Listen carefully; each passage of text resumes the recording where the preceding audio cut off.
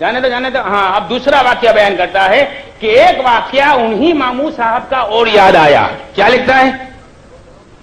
अशरफ अली थानवी का एक मामू था जो हैदराबाद में रहता था। कहां पे?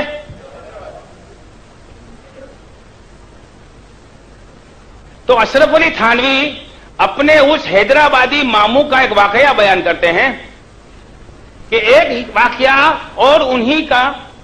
वाकया उन्हीं मामू साहब का और याद आया।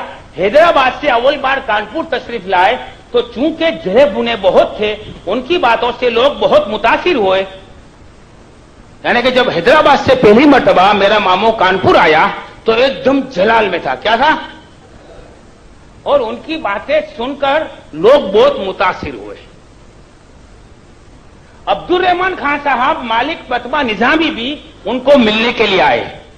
निजामी प्रेस का मालिक अब्दुल रहमान साहब भी अशरफ अली थानवी के मामू को मिलने के लिए आया और उनके हकाइक व मारिफ सुनकर बहुत मुतकिद हो गए। अर्ज किया कि हजरत वाज फरमाइए ताकि सब मुसलमान मुतनफ़े हों। तो जब अशरफ अली थानवी के मामू के पास अब्दुल रहमान साहब आए तो थानवी साहब के मामू की हकीमाना और दुर्वेशाना बात सुनकर बहुत मुतकिद हो गए और उनके दिल में यह ख्याल आया कि ये बातें हजरत कमरे में, बंद कमरे में, चार दीवारी के दरमियान बयान फरमाते हैं। अगर इन्हीं बातों को हजरत आम मजमे में, वाज में बयान फरमा देंगे तो लोगों को बहुत फायदा होगा। तो उन्होंने अर्ज किया कि हजरत वाज फरमाइए। मामू ने उसका जवाब अजीब आजादाना रिंदाना दिया। कहा कि खान साहब मैं और वाज सुलह का पूछा, वो मन खराब पूछा।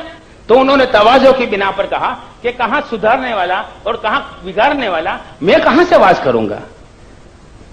फिर जब इसरार किया, लेकिन वो खान साहब, अब्दुल रहमान खान साहब ने तो ठान लिया था कि आज तो कुछ भी हो जाए, इनको रजामंद करके ही जाना है, इनका वाज पब्लिक में कराना ही है।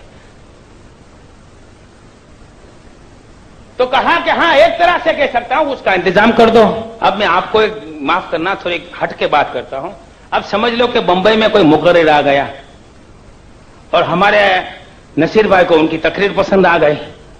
तो कल हजरत की ट्रेन से टिकट थी, सुबह की गाड़ी से, और नासिर साहब पहुंचे तकरीर के बाद कि हजरत कल भी एक वाज कर दो। तो बोला नहीं, मुझे तो कल जाना है, मेरी ट्रेन की टिकट भी बुक है, लेकिन ये अड़ गए ना हजरत, वाज कराना है।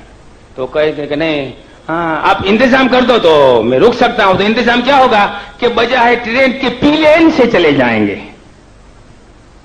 आदमी यही सोचेगा ना कि भाई हजरत को हम एक वाज के लिए रोकते हैं तो बहुत तो ट्रेन के बजाय प्लेन की टिकट का इंतजाम करना पड़ेगा। तो खान साहब को तो वाज कराना था, अब्दुल रहमान खान साहब को, तो तैयार हो गए।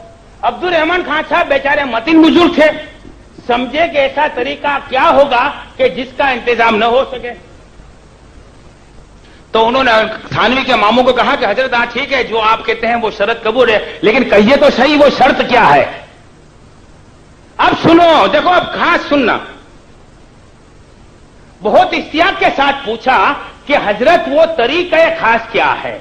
मामू साहब बोले कि मैं बिल्कुल नंगा होकर बाजार में होकर निकलूं, इस तरह से कि एक शख्स तो आगे से मेरा उजवे तनासुल को पकड़कर खींचे और दूसरा पीछे से उंगली करे और साथ में लड़कों की फौज हो और वो ये शोर मचाते जाएं, भड़वा है भड़वा, भड़वा है भड़वा। उस वक्त में हकाइक वो मारी बयान करूं कि क्योंकि ऐसी हालत में तो कोई गुमराह ना होगा, लोग समझेंगे कि कोई मस्करा है। ये वाज करने की शर्त, नंगा होके निकले, एक आदमी आगे से खींचे, एक पीछे से उंगली डाले और साथ में लड़कों की फौज हो और ये शोर मचाए, भड़वा है भड़वा, भड़वा है भड़वा। और ऐसी हालत में थानवी के मामू हकाइक को बारिफ बयान करेंगे, ये इनकी शर्त है। वो तो पागल थे, मजजूब थे, जो भी थे, लेकिन अशरफ अली थानवी की अकल क्या घास चढ़ने गई थी कि उन्होंने अपने मामू का ऐसा बेहुदा वाकया अपनी किताब में छाप मारा। अब इससे ज्यादा बेशर्मी की कोई बात हो सकती है?